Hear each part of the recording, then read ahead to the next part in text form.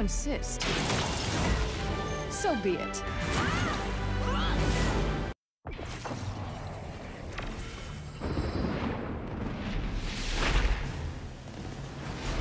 Terra Marines are the toughest frag magnets in the galaxy. But when they're in trouble, guess who they call? Medic!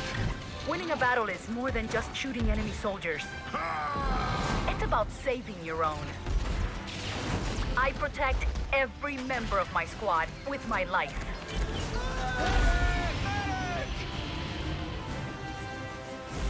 Sometimes I think I'm the only thing holding them together. Who am I? I'm Lieutenant Morales. I'm your medic. I'm gonna need a lot of bandages.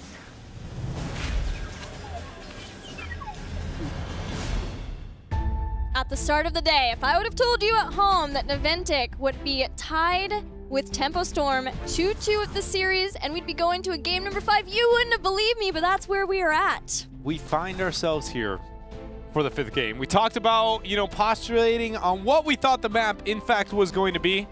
We know what it is, but what were your thoughts? We got to cheat.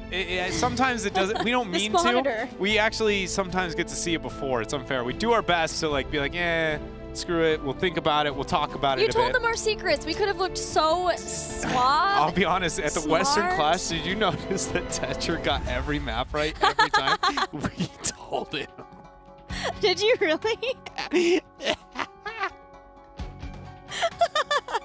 Oh, that's an old... You kept that secret for so long. Why did you give it up now? I don't know. It was just too good. I don't know if he was just slaying map after map. And you guys are like, wow, you're doing really good. And the whole time me and Calder are sitting in the back laughing so hard. Tetra's like, dang it, Dread. How dare you? This is the only time I've ever done it, you know, because we've always had the option to. But one time I was just like, you know, we'll just see what happens. And you guys were like, wow, you're just guessing every map, figuring it out. Either way, we're going to Dragonshire here. Picked by Naventic. Picked by Naventic. What was left? Dragon, Towers, and... Not Infernal, it was banned out. Braxis. Okay. So it would have been, yeah, it would have been those maps. Braxis, Towers, both very tempo. You don't want to play Towers. No. I would say either Braxis or Dragon, definitely. But yeah. Dragon and Tempo's been playing Dragon, too. And that style of composition that we just saw in Tomb definitely works here as well. I do think that naturally Naventic should be pretty good at this map, honestly. Like, it fits a bit of their playstyle. I feel like their rotations have always been one of the, when they're on point, when they're successful as a team, is one of their best tools other than their just raw team fighting. And so I'm excited to see how this plays out. The Zarya removed by Tempo. Tassadar hovered here for Naventic. Same draft, different game, at least so far. This is not Tempo Storm controlling supports, though. They did ban Zarya instead of Lucio for Malfurion pickup. May still pick Malfurion. I've done that 2 out of the... Goodness, Tempo Storm's played a lot of Dragonshire. 2 out of the 4 times that they've played it in Part 2. But both times they were first pick on Dragonshire. They did first pick Malf. It's going to be the Tassadar. I was trying to figure out what is Naventic thinking, because, I mean, they knew they wanted to ban the task, but they wanted time to be able to talk it out. There's the Malfurion. Some more focus onto the support role. What do we see? Naventic has put a lot of focus on the globals on certain maps. This seems to be one where they would. Globals have so much late game control. They did get Falstad. Yeah, I would expect like a Falstad and then Tychus or Gul'dan, something weird for Naventic historically. You don't want Naventic to get Lucio here? I do want to see a Naventic pick up Lucio here. I do want a Falstad too, but that gives up Arthas, it gives up Greymane.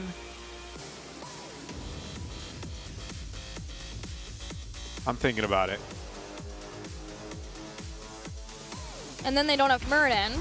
Tychus Falstad, ooh. That was not what I wanted to see. Wasn't that what I said? Didn't I just say that? Sometimes I gotta stop jinxing myself, you know? The reason I really don't like that is the Tychus doesn't provide much to the 4. The Falset's okay, but doubling down means they're losing in a support or a warrior. One of the two, they're going to have inferior over Tempo Storm now, and I just feel like picking up the Falset for the global, screw the Tychus, pick up a melee, make sure you match them, or a support, whatever you're more worried about. I think support makes more sense. You asked me. If it's not that the team who gets first pick wins the game, it has to be something more convoluted. The 2 games that Naventic won, they had Tychus. Okay, there we go. We figured it out. Tychus is busted. He's OP. It's Tychus. I was criticizing the Tychus pick, and I was like, I'm not as, but I was wrong. You figured it out. I went into my mind palace. So many heroes picks and rolls flying by. Did your mind palace break when Varian just kind of goes across like multi-class? So many calculations. All right, so Greymane and Murden here for Tempo Storm, not going with the Arthas. Changing their focus. You are right. They're changing their focus. They're going after B-Kid. Ooh, gosh, it's going to be a Warrior Bane in the second phase. But is it going to be the Arthas? Probably not. They probably let it through. Ooh, man. Because if Naventic don't get Arthas, then Tempo Storm gets him for the top lane again. They love top lane with Arthas. Yeah.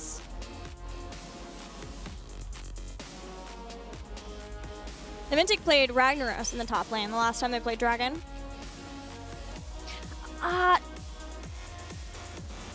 Johanna's still up. Never in my life. Gilly, you started this with a question of saying, well, you would never think that Naventic and Tempo Storm would go to Game 5. I can one-up you. Bring it. Give it to me. You never thought you'd see Zagara banned on Dragonshire in the game number 5. I did not. You are right. What is this?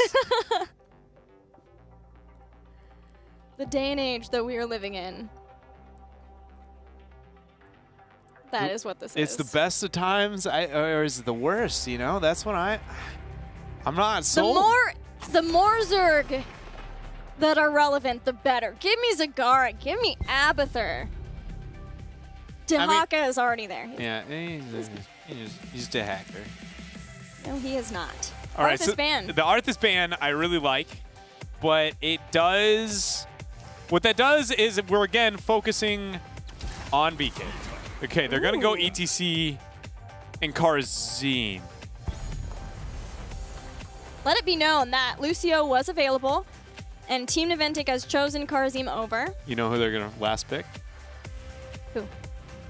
Leoric. Leo! It's an Entomb Gust 7-sided comp. Ooh, you're right. The old slice and dice. Is that? I'm not nearly as good at coming up with these combo names. I respect the effort, though. What does Tempo Storm do? What do they want in the top lane?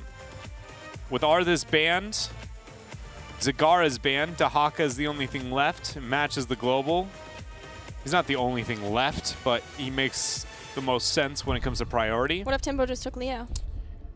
That would be really good. Do they recognize it? I don't know. Both of those picks don't say that. Zeratul maybe. Tyrael would have screamed it. If you pick Tyrael there, you go, okay, I know what you're going to try and go for. I really don't want this to be Leoric, just for the record. I know I said that about the first rotation of picks they had too. It just seems to make the most amount of sense. Why don't you like it? It just is too gimmicky. You burn 3 heroics and maybe kill 1 person, especially into a Zeratul. You know what I mean? You're just... Anytime you have to drop 3 heroics for your comp to be decent, it's probably not that decent in the first place. If you don't do it, you get a noob. A noob would be really good. A noob would be amazing. As a matter of fact, just the Karzim seems way too out of place with that ETC for me to not think that it was going to be that. Oh, what? Who's top lane? Volstad. Ooh, that's not going to be an easy time with Zeratul. No, that's what I'm saying. This is the second time when I've seen two drafts. You started, and I've been like, are they on the opposite sides? Karazim, Valera, played by Team Naventic. Yeah. And then Gul'dan, Muradin, Malfurion. The Malfurion, but Gul'dan, Muradin is it not Naventic? Yeah. That's a good point that you bring up. Those are very second time swapped over. This is... It's making me think. That's what it's doing. I'm gonna find a way to break this down properly, what happened in that draft, but it's gonna take me a minute because we saw a lot of pretty crazy things, specifically just the last 3 picks, which were Gul'dan, Zeratul, and then Valera. So the Valera is a response to the Zeratul. We've talked about how she's a counter to the Zeratul. But then nobody's got a top laner. Falstad's the best top laner that Naventic's entire draft has other than Valera. Tempo is really confusing. On who's going to be their top? Yeah.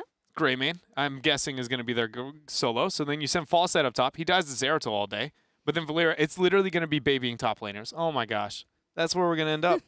It's going to be Falstad over here, Valera over, or Falstad on one side, and then we're going to see Greymane on the other, and it'll just be the stealthy sitting in the shrubs, not looking at one another. They're just staying there.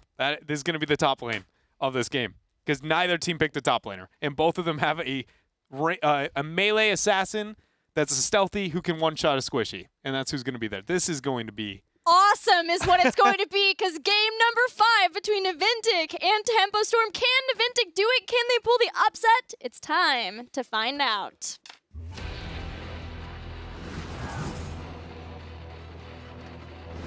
What did you think with Valera pick? Because Naventic by that point already knew that Tempo Storm was okay with saying, all right, we're not going to have a full top laner. Were you cool with the Valera by that point, or were you hoping that Naventic just said, no, we're going to get a traditionally strong top laner? I'm a dude who likes to work with absolutes when building compositions and decisions. So I would almost always rather, I don't know, a situation where decision-making comes down to you can either get, oh, wait a minute, Power Slide comes in, the damage is there! First kill already here for Naventic as Fury out a bit too far for Tempo. I'd say that was a taste of Tempo Storm's own medicine there that Team Naventic just delivered happily within the first 30 seconds of the game. And here we go. Falstad starts the flight up to the top lane. And the squishies quickly. And Valera joins. Then the stealthy has decided to hang out in a shrub for an hour. Man, never would have seen this. Just never, can't even imagine a world where that happens. Actually, Zeratul not rotating up top at all. Just kind of getting the soak here in mid for now. They are losing the 4-man to Naventic. Just on the bit of a talking point you brought up, the Valera top laner, what do you focus on? It's just that I always like building compositions and decisions based on things I know I 100% can get and then going from there, right? So I'd rather be like, I'm winning one of these lanes. I have one out of my 3 lanes I've got, and then I'll work on the rest as it goes on rather than going, I don't know if I'm going to win any of these, but it's going to help my team fight, right? Like, I just feel like that's a lot safer way to approach any, like the boss on BOE, split pushing for a keep or not a keep. That is a safe play, going on what you know you can get. Ooh, thank goodness for June. I'm sure Tempo Storm says that a lot, but in this case, for those roots. Stun, yes. Second. A lot of damage on a Fury, and that is going to be Tomster getting the second kill of the game. Naventic here in game number 5 versus Tempo Storm is showing that they've got the tools, at least for now. If this initiation had happened on top about a half-second earlier, we would have seen Falstad be a lot more comfortable taking that trade with that 4 talent picked up. Yeah, exactly. I immediately looked to what was picked there. Now Cattle's in trouble. Biggie's here. Can he trade it out? And looks like no, can't even get the trade. 4 kills, 3 kills to 0. Naventic leading the charge in game 5. But we have seen some of the games have started in a position to where Tempo Storm would just lose a little bit into the early game. They get their composure in the mid game, and then they just go, all right, we're done with all this, and we're going to now win the game. Good initiation onto Psalm. Again, that top lane is a bit of a problem for Tempo Storm. Vision is a huge factor for both of these teams. Scouting drone picked up for Malfurion and giving up Earth Ally, the normal talent choice at level 4 for Air Ally, just to make sure that Kenma can give the same kinds of vision capabilities to his team that Malfurion is with Scouting drone. Both the shrines captured by Tempo Storm. Naventic should be able to get the rotations out up on top eventually, especially post 7. That top lane matchup will go far better into Falstad than it will up until that point. But it also is riskier because if he pushes out the wave, that makes Zeratul more prone to ganking. Conveniently enough, we've found him. This game has been so fun to watch so far because it feels like a battle of roles. Wherever June is, Kenma is there too, and how does that trade go down? Wherever Zuna is, it's like, where is Valera at? Well, it turns out they're trying to get another kill on Fury, but Cattle and Psalm have shown up. Now they turn their focus to Caterpillar. Zuna getting fairly low in health. Cattle, Psalm diving in. They get the kill. Turnaround hits Greymane though. Roots there. Zeratul taken out. A 2-for-1 in favor of Naventic. That was such a beautiful play there for Naventic. And one thing I want to note is we don't have too many Valera players in North America yet. Well, you know, I think it's fair to say that really it feels like Zuna, Psalm, Goku, and Goku are about all we have. And one thing that Zuna does far different than all the rest is he just opens with CC a lot more often. It's way less ambush-oriented. He's building the exact same, but even in this early game, normally, you know, even when Psalm would play and everything, you would see a stun here and there, but it's almost every time Zuna opens, it's with a stun. Almost every single time. Well, they know that they have B-Kid, too, to follow up, so it makes a lot of sense to see them basically just do what was the issue for them in the last game, which is chain crowd control. Yeah, it's so awesome to see this different playstyle because she really does have about 5 different ways you can approach every team fight, much like Zeratul. Yeah, Valera is so fun to watch. Professional plan. But Naventic has gotten a level lead here with their 4 kills above Tempo Storm, 5-1 in total. We're yet to be able to see a Dragonite though. And now Falstad with that 7 mark. We see this top lane. He can actually push really hard into Cattle. It's more that he doesn't want to out of fear of the Zeratul. Playing it safely as much as he can so that he's not an issue for the rest of the team. Allowing Zuna to rotate with the rest of the team. B-Kid went in for a kill on Fury, but both Fury and Psalm will get away. They make it out, and 10 is closed in even farther by Naventic. Both of the shrines here for Tempo Storm are going to be controlled. They only have a small period of time where Naventic is not going to have their heroic choices, and they aren't going to gain anything out of it. So now what can Naventic get here with their 10 power spike when they manage to get it? Will they get a DK? Will they give some front walls, siege up on bottom? What is their focus? Seems like DK, Valera and Kenma closing in on getting the bottom shrine. It's all up to the top shrine now too. Zeratul watching for those rotations up there against Greymane. Heroic ability, 7-sided strike. Smoke bomb. Mosh pit.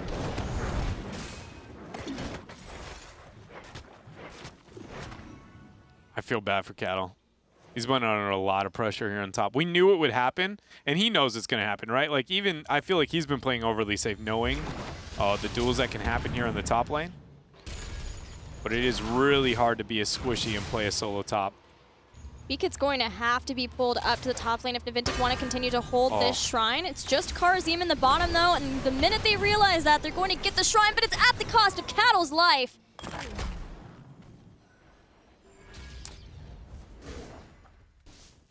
Cattle is the primary shot caller for Tempo. Correct.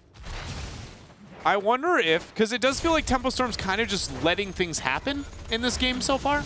And I wonder if Cattle is normally the top laner, though, so that's why it doesn't. It just feels like because he's under a lot of pressure just to not die in his lane the whole game. Extreme pressure. It feels like, I don't know if that's the direct cause, but because Tempo's playing so kind of just passive, I wonder if that has to do with him hyper-focusing on just holding his own to where it's pulling away from the rest of Tempo Storm, because it's not even that Tempo Storm's proactive and Naventic is countering it. It's just Naventic's making plays and Tempo is trying not to lose. Well, it started with that before pre-30-second pick, right? And since then, they have been consistently behind. At least they have heroic abilities now.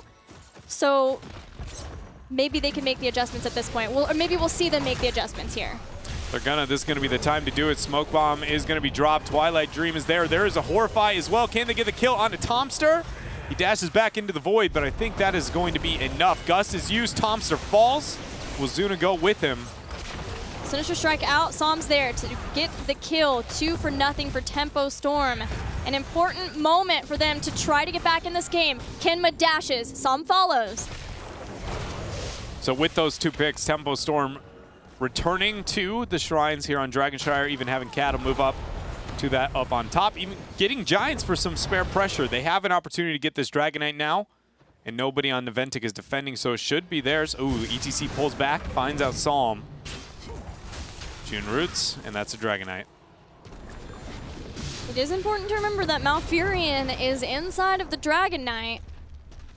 And they have no Void, so there's nothing to stop just Naventic from all-inning, especially Zuna there on the Valera, and just committing really heavily. They have the 13 power spike as well with the ambush build. I expect Zuna to just really all in, knowing June's in that Dragonite. Try to find somebody who is separated from the team. They found it. This is Murden in the bottom. He is out. Once these Giants are cleared, that's when, if any time, Zuna should rotate. And they're going to collapse over to mid, but with the rotations of members of Tempo Storm to top, it's not going to be nearly as impactful as maybe you would like.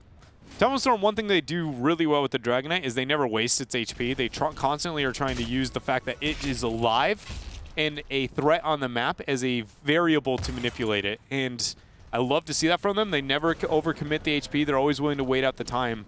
This is one of those moments where it doesn't really pay off with anything, but it does show very solid understanding of the map.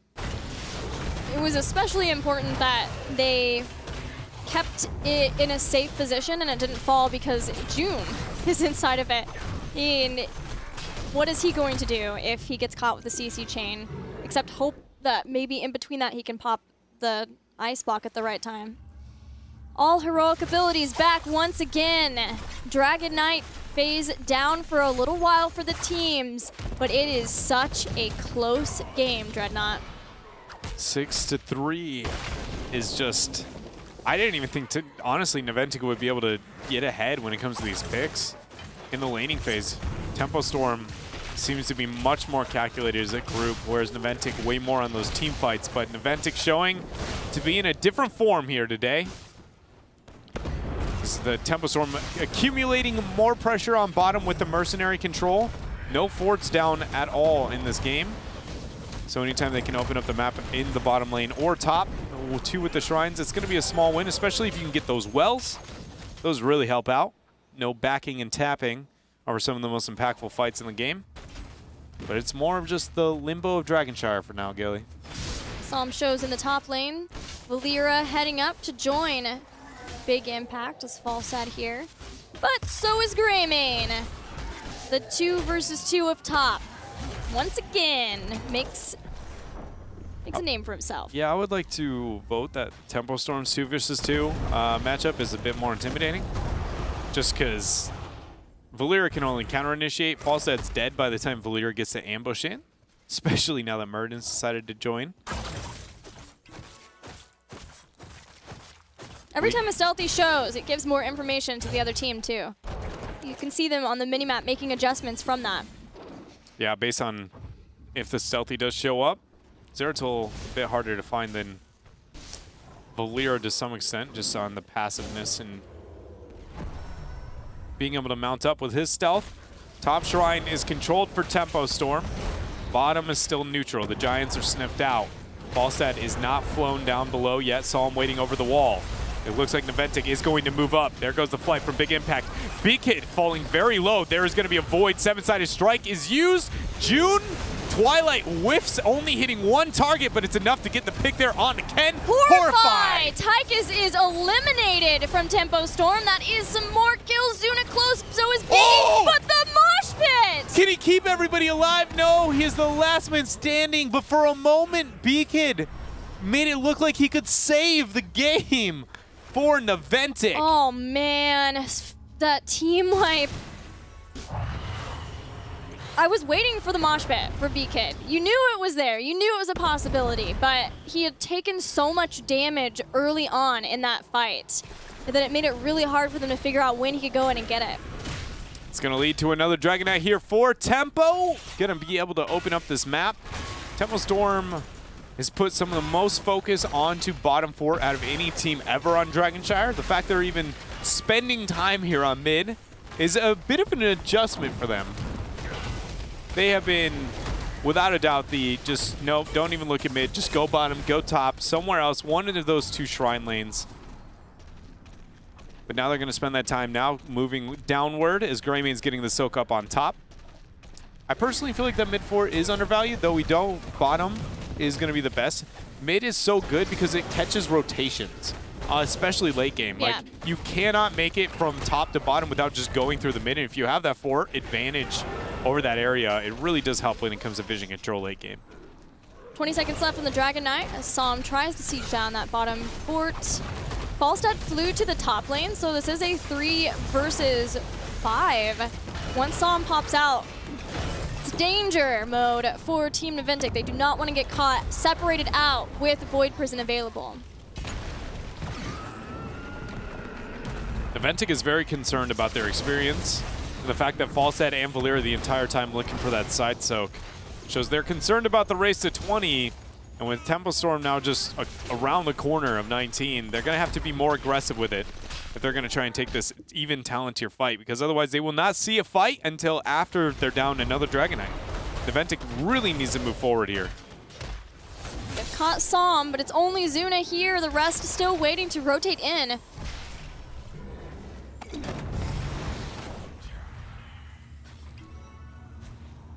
Just back to rotations.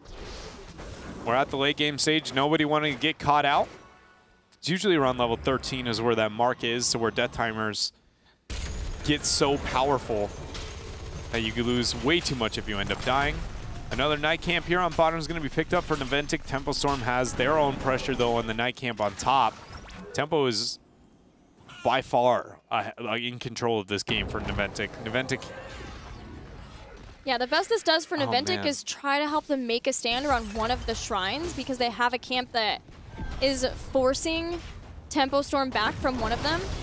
But Naventic looks like they're going to make the rotation up, try to catch the waves in mid and top as Falstad clears out those mercenaries. There's no shrines available just yet. They're trying to get here. I was so excited. Ooh, oh, he went back! He's there! Void Prison, it's 3. This is 20. There is no 20 here for Naventic. Gust away. Fury still on the point, though. 20 for Tempo Storm. Is anybody else going to move over the wall? Psalm goes for the combo. Man, that was such a beautiful interaction of heroes right there. Okay, so the Singularity Spikes hit Zuna, and then he teleports over to bait him to follow up, and then he teleports away, waits for his team to recollab, realize they want the fight, Vorpal back, and then drop the Void Prison.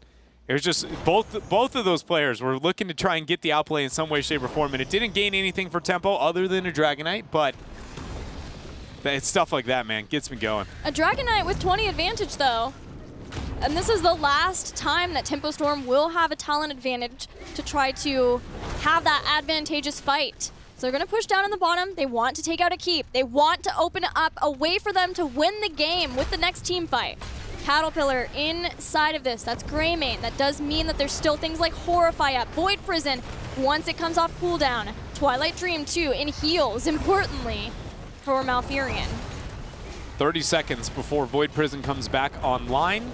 Naventic should know that's still on cooldown. If they manage to get the 20 talent tier, expect Zuna to go in and maybe force the fight before the Void comes back up. Meanwhile, the keep is falling and will end up going down. That is going to be the first keep of the game.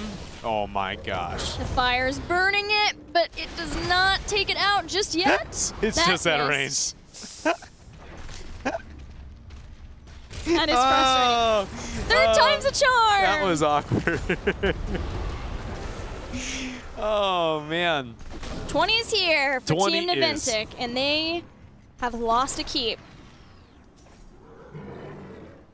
Just waiting it out, trying to figure out where Tempo Storm is looking to move. Haven't shown anybody on the map.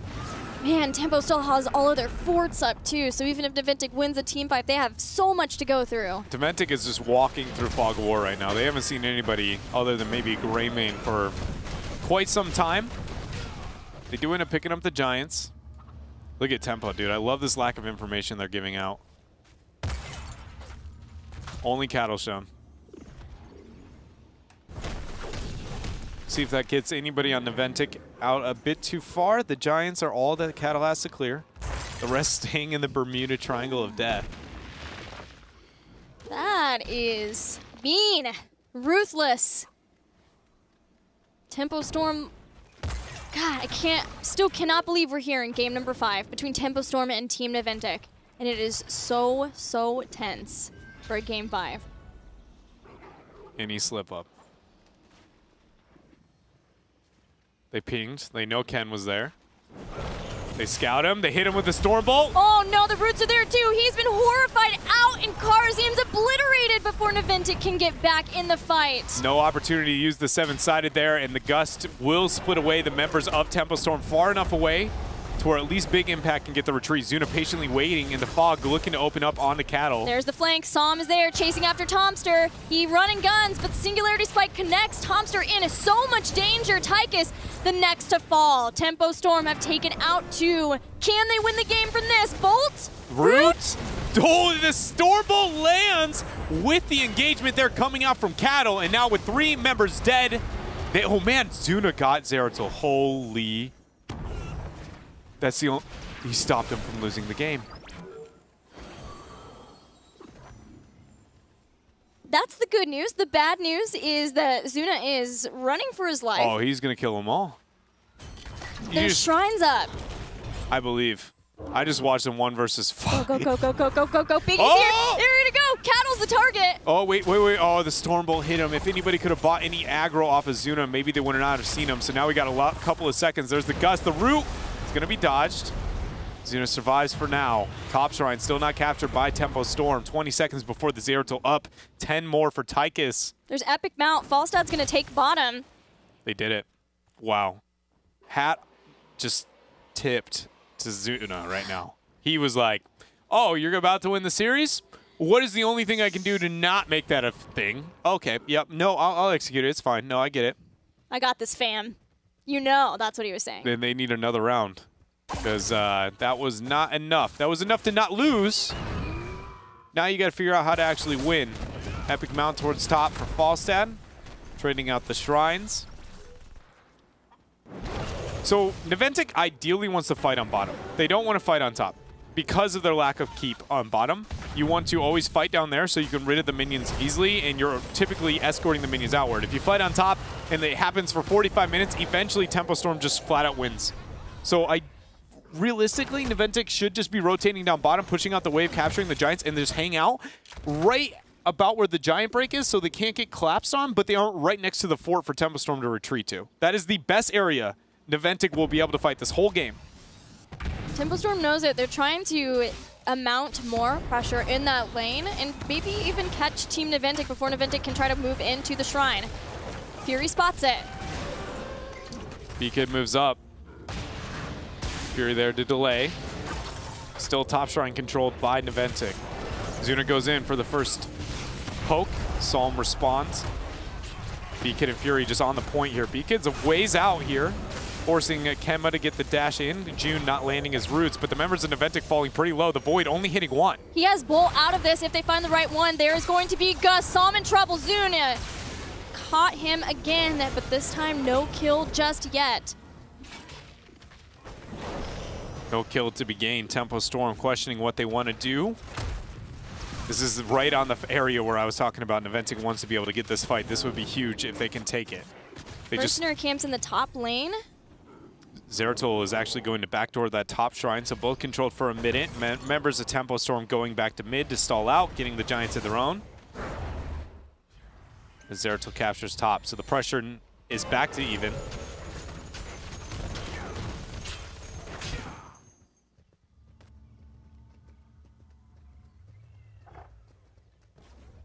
Oh, man. So that's taken. That was close. I got really scared for a I know, moment I was there. like, I'm not going to talk. It's too scary. Top shrine here for Naventic. Bottom for Tempo. Back to the shrines game. The teeter-totter effect. Seesaw back and forth of the shrines. Who gets caught? Whose party bushes will be the end? The pressure is closing in on Team Naventic space, though. Wanaloon's Grace Moonfire revealed the area. Top shrine still controlled for Naventic as the Knights pressured out through top. And Giants and Catapults pressuring on bottom. Naventic need to get to the shrine now. Or mid, one of the two. But either way, they're just... They're not there. Wow. They're not going. There's no way. They have to get there. Now Fury can stay on the point. He's going to be able to stall out one Avatar. He's going to be fine. Can they at least minimum get a kill? They have to all in this. Okay, so here's Big Impact. He's flown in. And Fury he's out. rewind. Dwarf tosses away.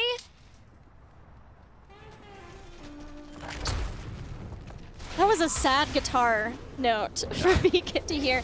It's it. This is it. Void Prison. Avatar was used. They were burned. They burned that heroic ability at least. But this is a 24-minute Dragon Knight.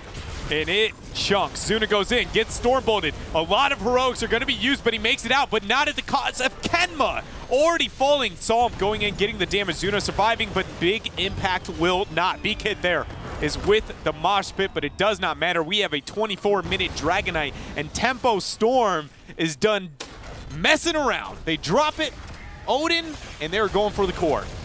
Beacon's here, but what can he do? He has no mosh pit, and it's just Zuna, Tomster, and Beacon versus all of Tempo Storm. Tempo defend their title. It came down to the wire, but they will walk away with a victory over Naventic. That one freaking moment of not pushing that lane out and going in to get the shrine. It's the struggle of Dragonchar. It's all about lane manipulation and rotations. That is what the map is built to do. And you see what when one team figures out exactly the mechanic and how to function in the late game, and one team just goes, oh, I made a bad decision for about 5 seconds. And you're like, well, that doesn't matter because that is game. It didn't have to be game, but the distance from the Dragonite to the core is usually short enough and fast enough that it begins to chunk way too hard late game. And that was game. Tempo Storm. They come out on top, but I agree with you. It's just, you know, if I want to know what would have happened if Zuna and the rotations and the rest of the members in Naventic hadn't been 5 seconds behind. Oh, they tried to take the fight while the Dragon Knight was out far enough, but Zuna got caught. Kenma dashed in with the Radiant Dash to try to cleanse him out of that, but then Kenma died too, so you could see instant panic. Yeah. Once a 24-minute Dragon Knight. Well, because you can't let it get to your core. If you let it get to the core, you lose. So you have to fight away from it. So Zuna went for the initiation, tried to get any isolation, but when they're all moving into the core like that, you're never going to see that. So I can understand the definite force attempt there for Naventic at the very end. It just was more of, you know, if we hadn't seen that panic, hadn't seen oh crap, you must fight right now this second, and we had seen them be a bit more patient in that bottom lane, I just want to know what would that team fight look like, you know, rather than we have an all or nothing moment like that in the bottom lane. I want to ask Caterpillar about that moment, because that Dragonshire game, I'm sure, was far too close for comfort. Hey, Cattle, congratulations. It was a very close series, very close last game. At what point did you guys, first of all, did you feel like at any point on Dragonshire that you had lost it? At what point did you know that you had won it? And what were comms like at the end? Thanks for the congrats. It was You're welcome. super close.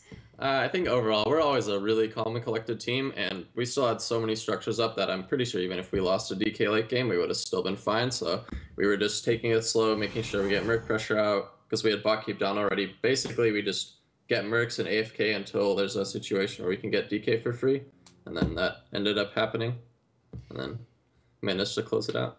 Yeah, it was a crazy one. The top lane was an interesting one. Maybe you can give some thought process as to what it was like for you to be up there and how you guys approached that, given that it was the Valera, Zeratul, Falstad, Greymane show.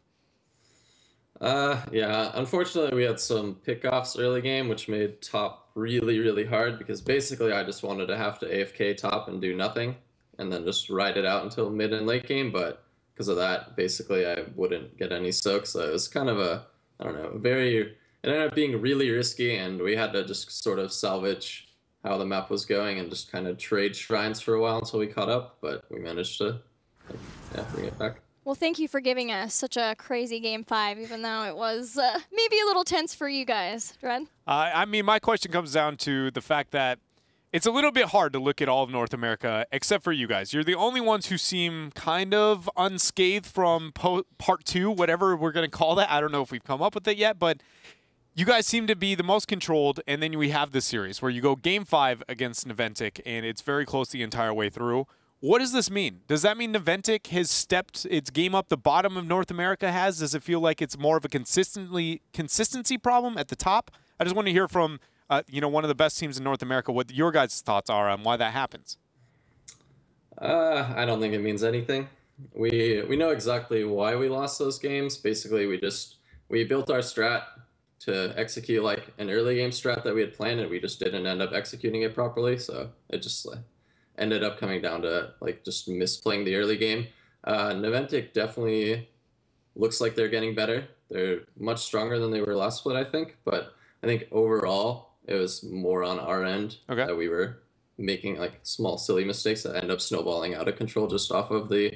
I mean, Illidan Greymane Abba is sort of a risky draft, and we misplayed the early game where we had to get an advantage, and that basically makes the game really hard. All right, thank you. Well, Cattle, you guys are going up against Gale Force Esports next weekend, so good luck with that. Any thoughts on how you guys will be preparing for that matchup? Basically just focus on our own strategies. Pretty much any cheese they have planned, we can play around it at this point, and hopefully we can just play standard, play our game, do the strats we want, and just get the games off that. Good luck with the series. We'll let you do some shout-outs now. Yeah, shout-outs to my team. Great job bringing it back today. Shout-outs to Tempo Storm.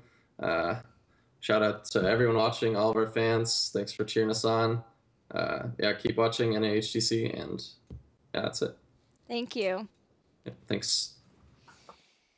Man, that was a close series.